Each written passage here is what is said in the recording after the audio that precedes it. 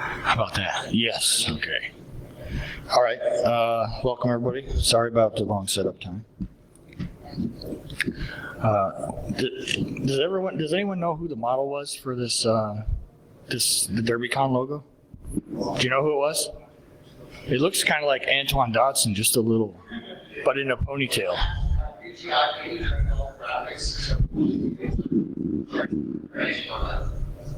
Okay. All right. Well, anyway, for those who don't know me, I got a good introduction, so I guess we don't really even need this slide. But so a little overview. I'll go through some background about Java, talk about some of the things that get in the way when you try to write exploits for native code vulnerabilities in the JVM. Talk about some tricks to get around those, and then just do a quick demo and wrap up with my complete hatred for Java.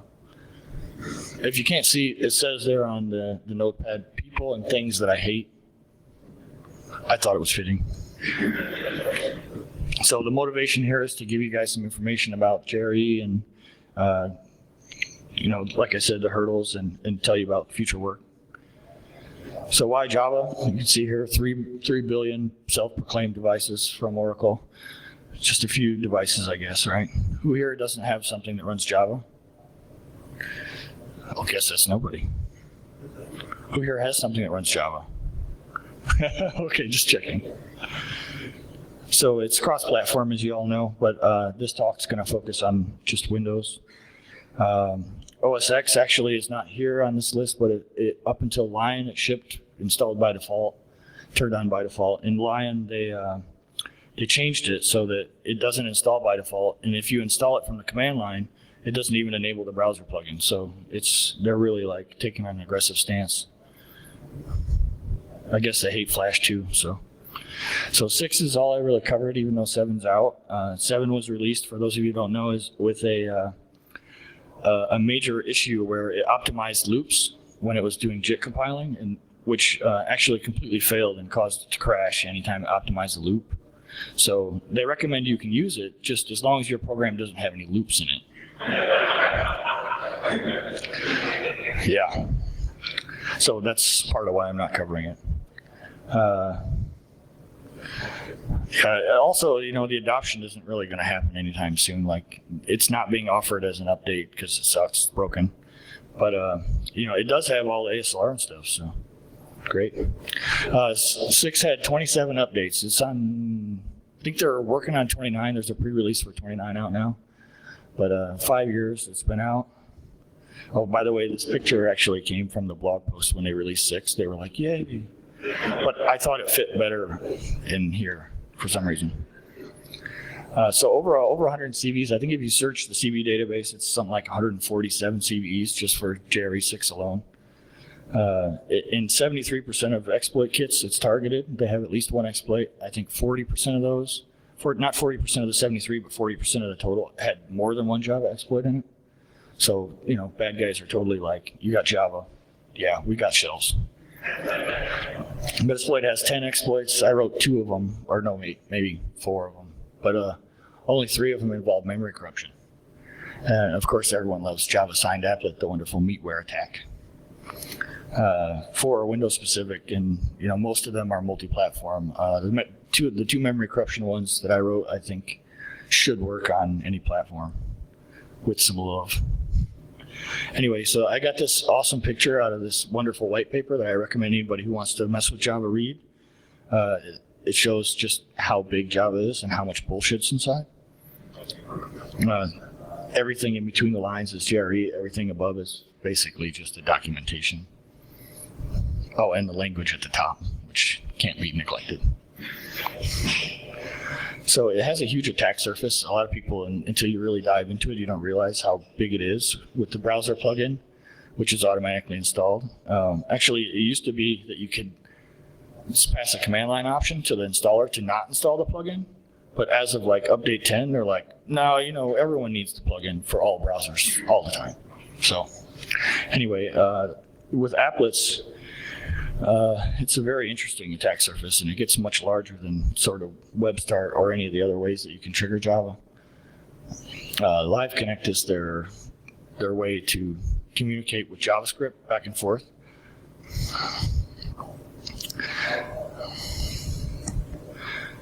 Yeah, so attackers use applets most of the time, and the reason is because all the Java code that it goes into an applet is pretty much written by the attacker. And not only that, but applets are usually packaged into a jar, and jar files are zips, so you can put gigantic files of whatever you want, and it compresses down really nicely. So that it can make some exploits much easier to accomplish. So with applets, there's two kinds basically. There's signed applets and there's unsigned applets. Signed applets, which is what the Java signed applet uses, of course, those run with full privileges. They always require a prompt to be accepted unless the user has like whitelisted them. When the dialog comes up, I don't have a screenshot, but has a checkbox and it says, always trust this publisher. And if you do that, then you won't get any more prompts, and I wouldn't recommend that. But untrusted applets, they run without any prompting whatsoever. Generally, you'll see, a splash dialog or some silly animation with, I don't know, with coffee cup and spinner. But the limitation is that they're subject to the sandbox, right? And I put this in quotes because it's not really a real sandbox like the way, modern exploitation people think of a sandbox when they think of like Chrome sandbox or the sandbox that Office uses or Adobe Reader. So yeah, this sandbox was made in the 90s, and that's when they coined the term. And basically it's just a whole bunch of if statements in the code to say like, hey, are we supposed to be doing this? Maybe not. The security manager is what controls that. So from applets, despite you writing Java code, underneath, it's all native code underneath. So they have a ton of libraries for images and sounds and audio compressors and a whole bunch of stuff, really. And that's all in native code, and it's all reachable through core Java classes. You can pass like, for example, you can pass like a sound file that's in your jar and tell Java to load it right from the jar, and it'll process it with the native library. Here's a little picture that I got out of that an older copy of the same white paper talks about how Java code is compiled and then into bytecode. And then once the JVM will run the Java application or applet, it'll then compile that into it'll just in time compile that into native code. Even if it doesn't, there's some cases where it doesn't JIT. If it doesn't JIT, then it will still be native code underneath it's interpreting the bytecode. So a little slide here on the process architecture. Can you guys see the screenshot okay? So as of update 10, they decided for reliability reasons, which I guess that means it crashes too much.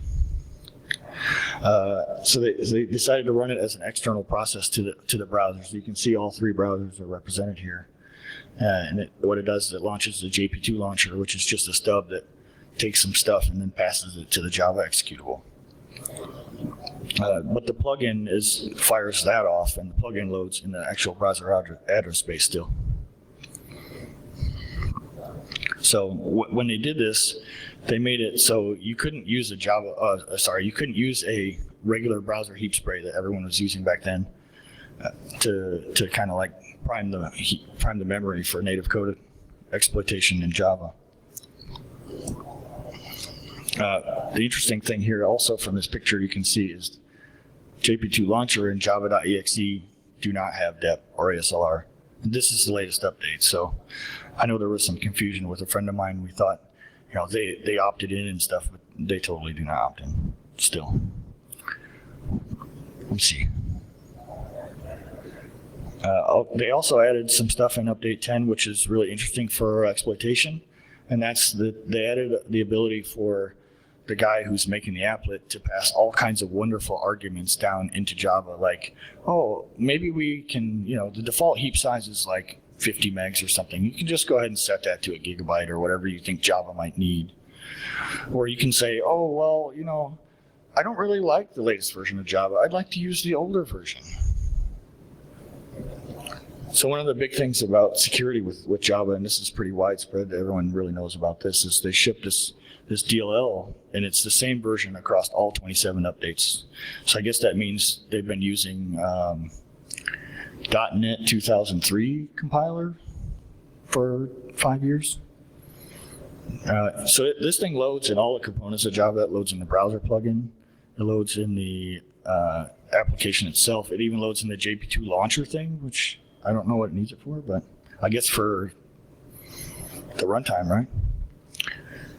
But anyway, there's a bunch of public ROP chains that target this DLL. There's one that was released by Corland, and then White Phosphorus released theirs, and then Corland released a better one, and another better one, and another better one.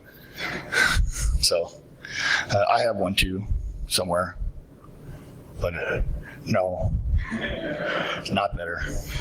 I made it manually, you know. It takes forever. 6 hours. Sometimes. So in Java, it's a stack-based virtual machine. So that means, you know, they use the stack to pass things to other functions, and you know, they really stay close to the way hardware works with that. They put a bunch of crazy metadata, and they have like Java objects, which they pass around in the stack as well, but it's more like a pointer to a structure with all kinds of pointers to more structures, and it gets kind of crazy. But I'll talk more about the Java object heap in a second. The native heap is implemented in that C runtime library, and it's basically just a wrapper around heap alloc. So that means that, you know, if you're on Windows 7 and you trigger like a whole bunch of allocations of a certain size, it'll turn on LFH, and you'll get ASLR from that heap, and, you know, all kinds of really annoying things that you don't like. But the Java object heap is different. The Java object heap is garbage collected, so that means, you know, if you allocate a whole bunch of objects, the developer doesn't have to care at all about those objects. They'll just go away whenever they need memory. It actually is implemented in virtual alloc. Like the way that they do it, they allocate a huge like chunk of memory, and then they just divvy it up themselves. I think actually in a recent update, and they didn't mention this as an actual, you know, because Oracle doesn't say shit about the vulns. They're just like, there's vulns, fix them. Or we fixed them, maybe. But there was one that I noticed. It was a very strange change, and I don't actually have a screenshot, but it seemed like they were fixing an integer overflow in the actual allocator itself. Very disturbing.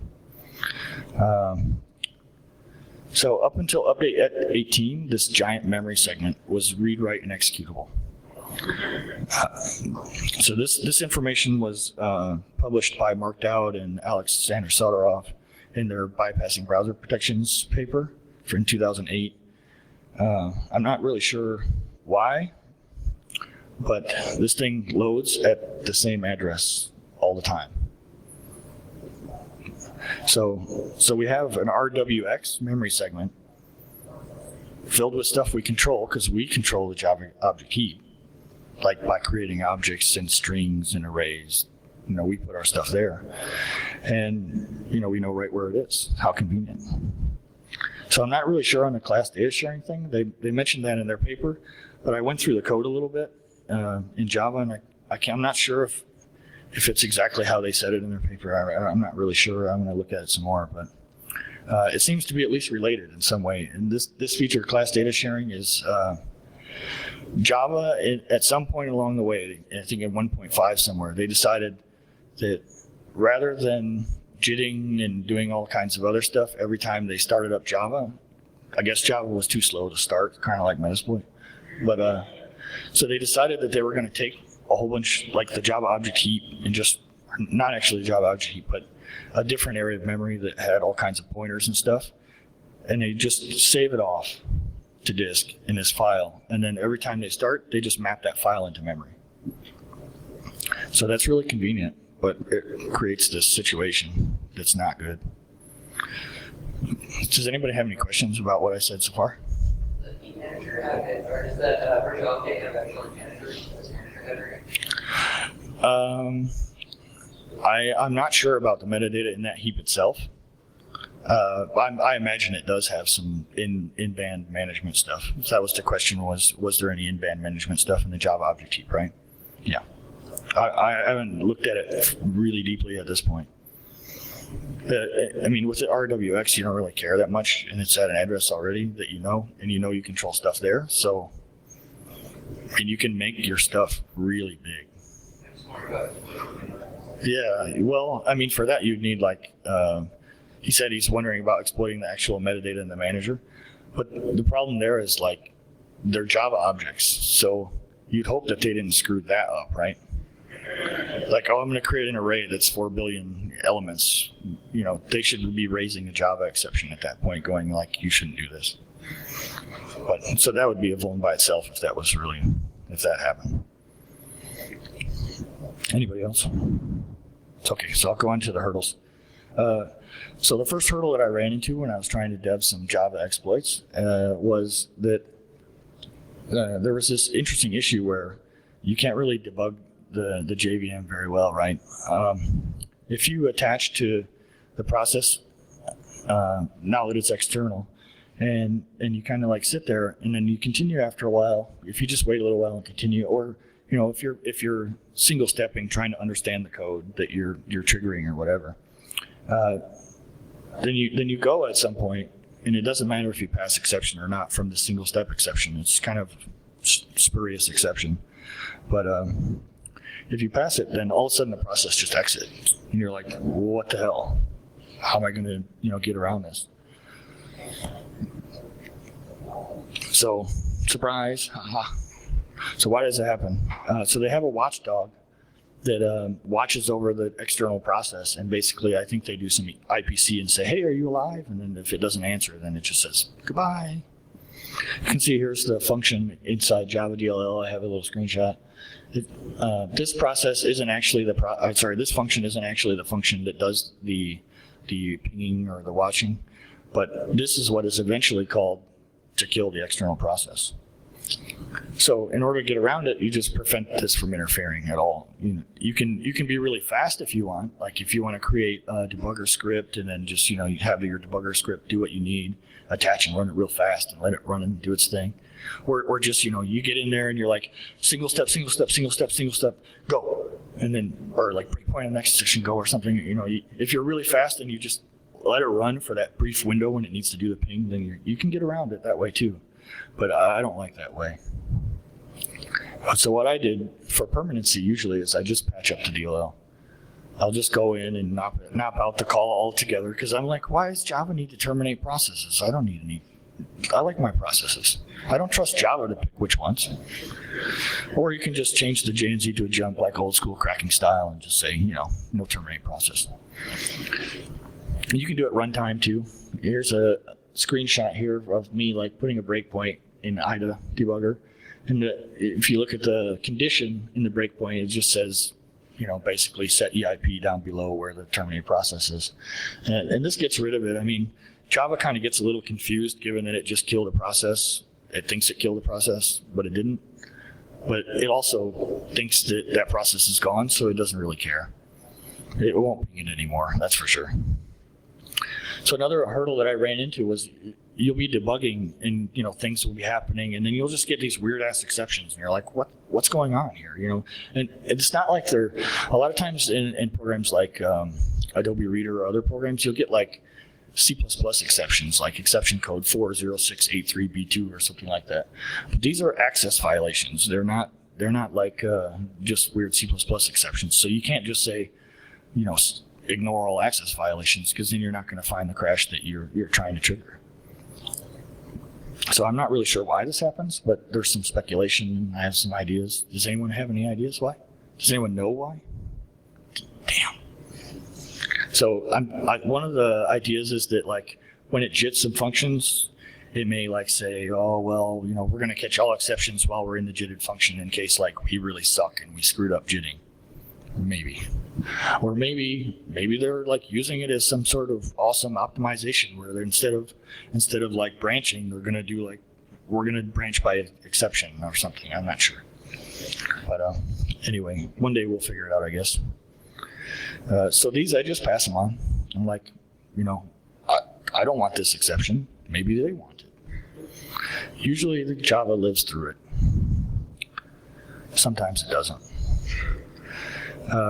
So another problem with Java is they use UTF-8 encoding for basically all strings. So whenever you have a string in your applet or application, it will take that, treat it as UTF-8, and then rather than just like, try to process it UTF-8 and say, oh, well, it failed or something, they'll actually go through and replace all invalid characters with question marks, or they may translate the character into some other character. So, for example, you'll see in the demo, well, actually, I didn't finish that demo.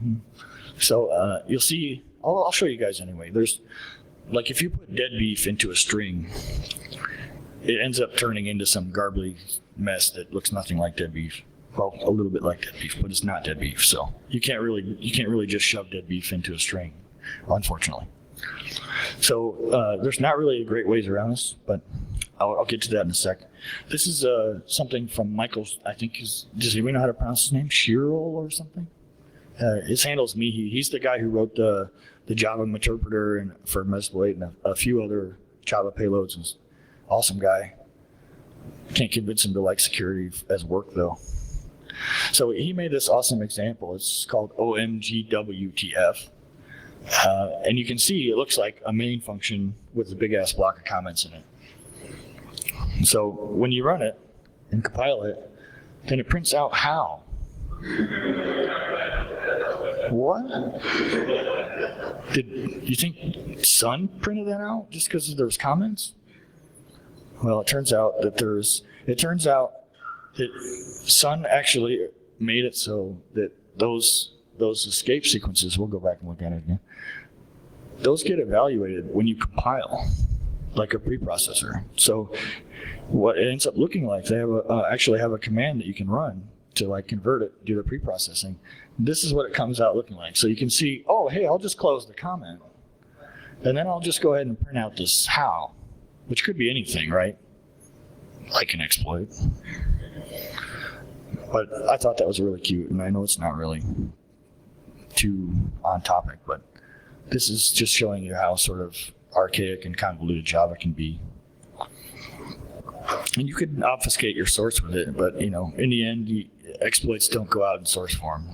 So one thing to get around the encoding issues that I've seen is to use like integer arrays. They end up getting represented in memory like just in a sequence of D words, just like they would in a regular C array. So that actually works out pretty well. But there's still an issue with that.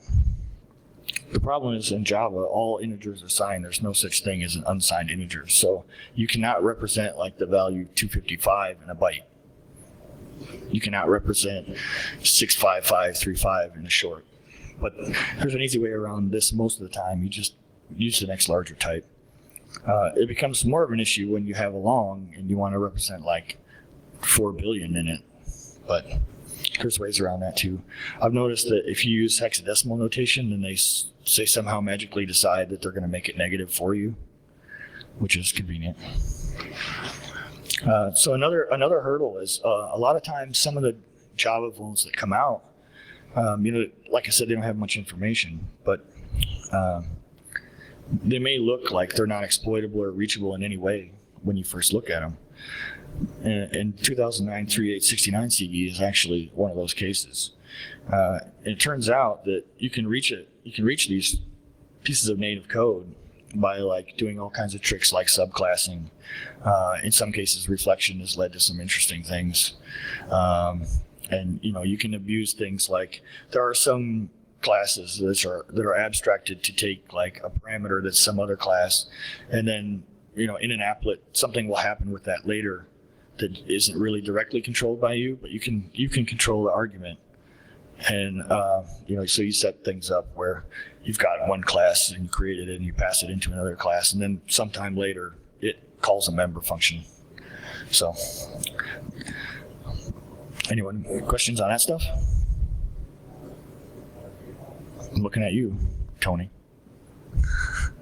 Oh, okay. Oh, how much time do we have? Oh, we have 15 minutes. All right. So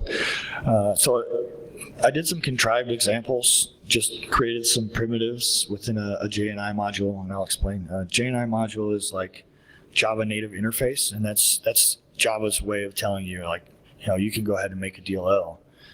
You have to use their header files and compile it, and use, you have to declare native methods in Java, and you just kind of put the native keyword in the declaration. You don't put any code in the Java code itself, the Java source file.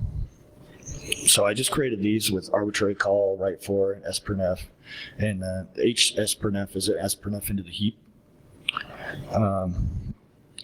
So then I played with those for a little while. Obviously, arbitrary call is pretty interesting because these type of bugs sadly still happen, and they're pretty convenient. The code just kind of looks like that, and then nice thing about Java still not supporting ASLR. ROP chains out there. You just kind of jump to the ROP, or whatever you want. So it doesn't support dep either. So that means all the DLLs that you loaded into memory, they have data sections and they have imports and all this stuff. And when there's no dep, those are all executable. So not only, you don't have to stick your ROP only in executable sections. You can use the ROP from like the data segment. Or if you're able to figure out a way through some Java code or a native interface library or something that's already loaded to get your stuff into like a global buffer, that's going to be at a static address and it's going to be executable. So those types of memory priming techniques can make very reliable exploits. And still the latest version, remember? The latest version. So here's the sprnf implementation. It's pretty simple. Can anybody see the bug or bugs in this besides the stack buffer overflow? No? Okay. Well, again, there's two. So there's these two CWEs right there, all in one line. So format string was one of them, and unfortunately, Java's C runtime has the %n disabled, which is pretty common on the Windows platform. It really breaks my heart because I really love format strings, but %n's dangerous. So, but it can still be useful if they have a format string bug, particularly this one here, because there is a buffer overflow. Say there was like a check right before the sprnf that's like if the string length is longer than like 5 or 10 or something, then you obviously couldn't trigger a buffer overflow with a long string. But you could do something like what I have here, where you say, %124x, 1024x, which is going to make a whole bunch of spaces, fill it up, and then you just put these A's and B's, which will hit the return address. You can still leak memory with format strings, which are very convenient. We don't have ASLR in depth, so it's not really that big a deal, but it can still make things more reliable sometimes. So the other one there was the stack buffer overflow, and I won't rant about this. So again, with the UTF-8 stuff can really make these tricky to exploit because you can't really get all the bytes you want usually. Especially if you want to put your shell code right in the stack buffer. I mean, you can't execute the stack because on modern Windows because the OS itself supports dep, so it won't let you do that. But you can still pad out the buffer and then just put EIP to what you can control, and hopefully you can control it with something that's not going to get mangled UTF-8 style. So some characters aren't usable. These two bugs were both stack buffer overflows. They're fixed in the same patch release, and we'll look at them again in a minute. So with write for, it's more surgical. You have to know where you're writing something. So again, with no ASLR, you just kind of write it wherever you want. And Java has a crap load of function pointers all over the place, and all kinds of really nice stuff like pointers to structures that have function pointers in them, and probably pointers to stuff that will do all kinds of other fun stuff, like maybe execute the JIT or something. I'm not sure. So the heap overflow really depends on what you corrupt. I mean, that's kind of the tricky thing with heap overflows, like Tony was talking about. Metadata is usually targeted, but it could be a function pointer. Who knows? It depends on the layout of the heap. So again, unlikely to overflow Java object heap unless there's a serious problem there, but it is interesting.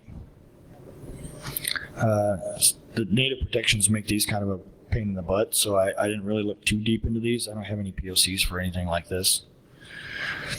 So 2009 3867 was a bug that affects these versions.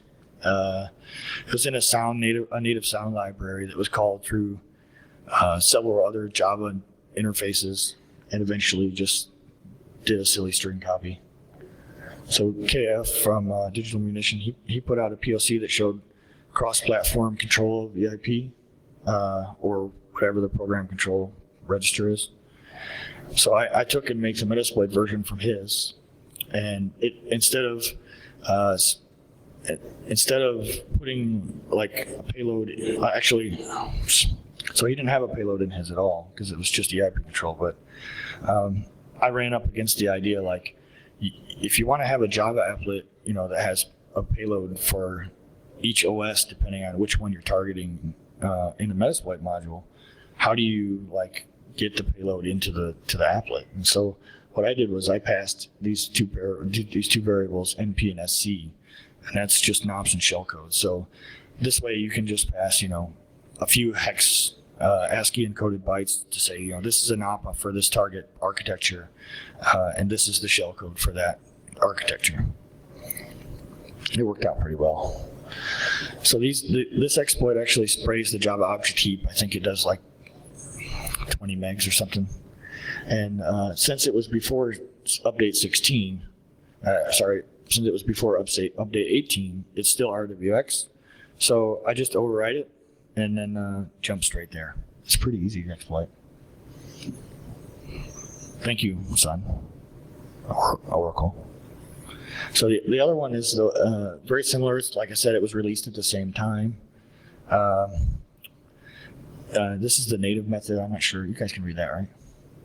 So this thing was called from image representation.setPixels, but this was a class in Sun AWT, and Sun AWT can't be used in untrusted applets at all. They're like, Sun dot anything, can't call it, I guess because it's not good code or something. Maybe they don't trust their own stuff. So if you try, you get this awesome error message, access denied. So,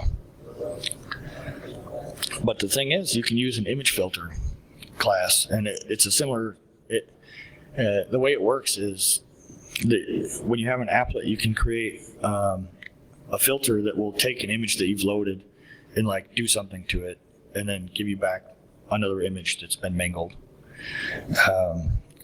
And you can't get to it directly because that's in Sun AWT too, but you can get to an interface that's in Java AWT that calls into this stuff in Sun AWT.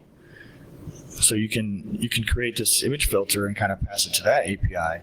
That API will call into the stuff that you're not allowed to call, and then eventually hit the native method. So this was a neat bug. But at the end of the day, it was the same thing. Spray the Java object heap, jump there. Real nice technique. Does anyone have any questions about that stuff? Anybody want to go home? Well, not till tomorrow. I know you want to go home. You have liquor. You're outside. Okay, great. All right, so I wasn't able to put a ton of demos together, but I have one here prepared. Let's see if I can get it on the screen. I tried to do a second one. I'll show you guys the second one, but I'll tell you about why it doesn't work. I guess we only have 5 minutes left. So actually, maybe I can bring this over here too. No, that's not what I want. I don't like touchpads. Do you guys like touchpads? That's actually really creepy. Did you see that? There was a window there, but you couldn't see it. Can you read it? I think I can make it bigger. Yeah. It's the wrong file. So this is the class that ends up calling my vulnerable methods that I created. This is what it looks like when you declare the actual Java side of the DLL. And you just have it load this. You just load it up, and then that's cool. So here's the POC I was able to put together. I just put some shell code in this wonderful integer array. Just runs calc. And then I used the write for primitive to write this into an address here, which is an area in the data segment, an unused area in the data segment within java.dll or jvm.dll. I'd say one of those two. But I mean, it's completely predictable. You can pick any DLL that's from Oracle and they work. And then I just simply set EIP to it using the arbitrary call primitive that I created. I know it's not much of an exploit and I'm kind of disappointed in it, but you know, it's cool. I made this in 5 minutes at the bar on Thursday. So, I mean, you get calc every time. Want some more calcs? Yeah, well, two's enough, right? So that one's kind of weak, I know, I'm sorry.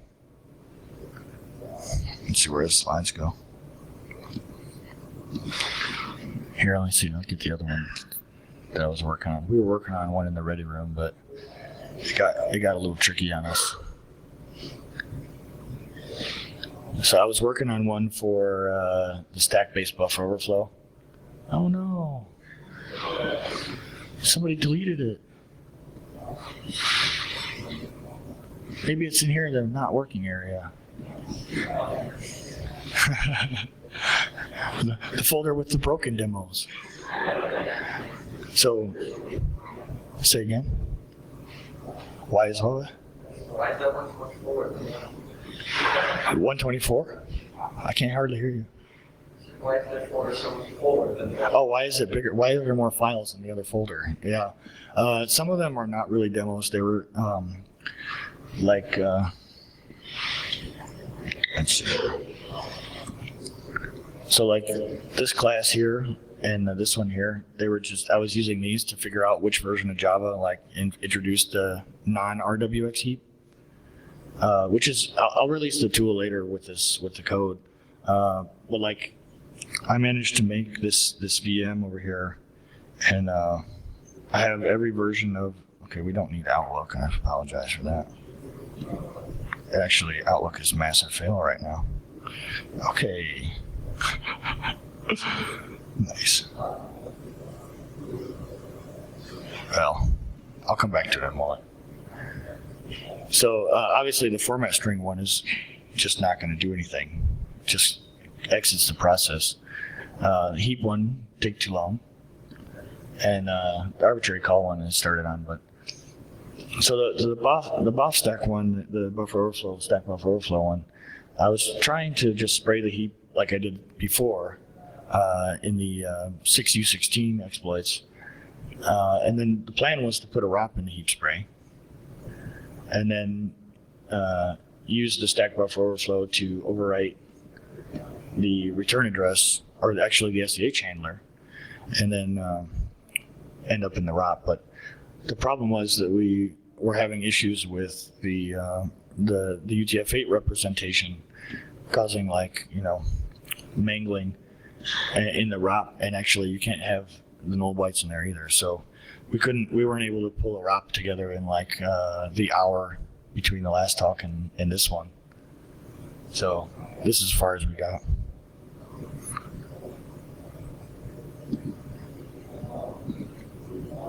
Yeah. So I think I have a couple more slides here. Let's see.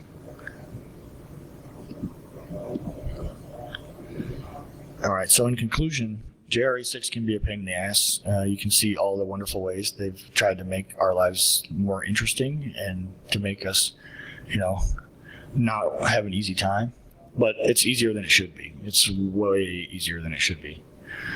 In fact, with that DLL from Java, since it's loaded in the browser, you can use it to exploit any vuln in the browser, because it still doesn't support dependent SLR for that module, and it's there. So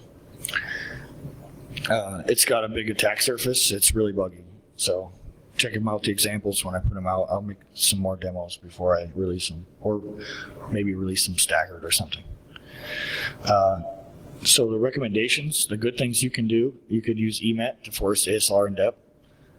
Interesting thing is that doesn't actually affect that wonderfully static memory segment, stays right there. You could prepare for JRE7 when they fix the loop optimization bug. Or you could use a 64-bit browser and plugin, which they introduced in update 15, I think. As far as I know, there are no malicious code packs out there targeting any 64-bit browsers or plugins. So these things are good. They're good. Better, you can disable the Java browser plugins altogether. You have to install Java and then disable the plugins. And then when you get a new version of Java, you have to go back and disable the plugins again. Well, no, I guess you don't because it's a browser setting, but still, this is what I recommend. Chrome does it by default now. They'll make you click a couple of things before you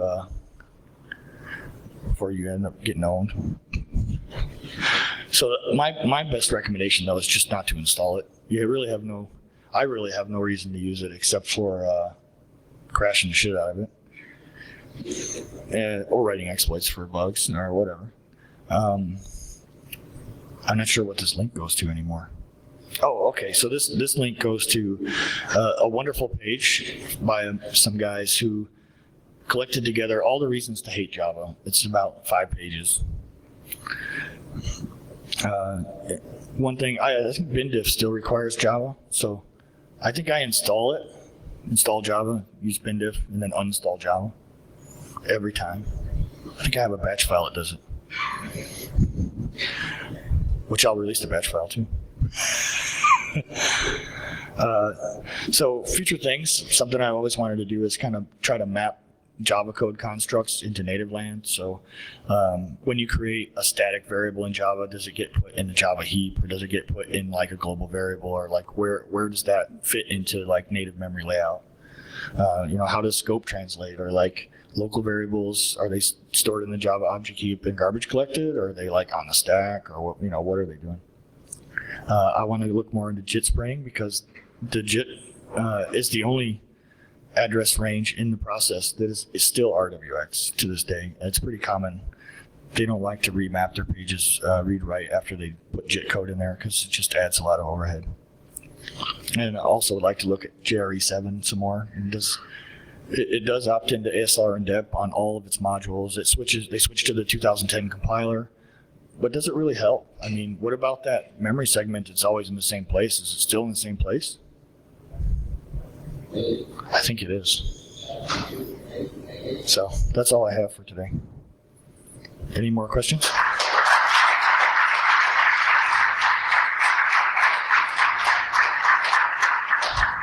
I think they want to kick us out. So one of the things that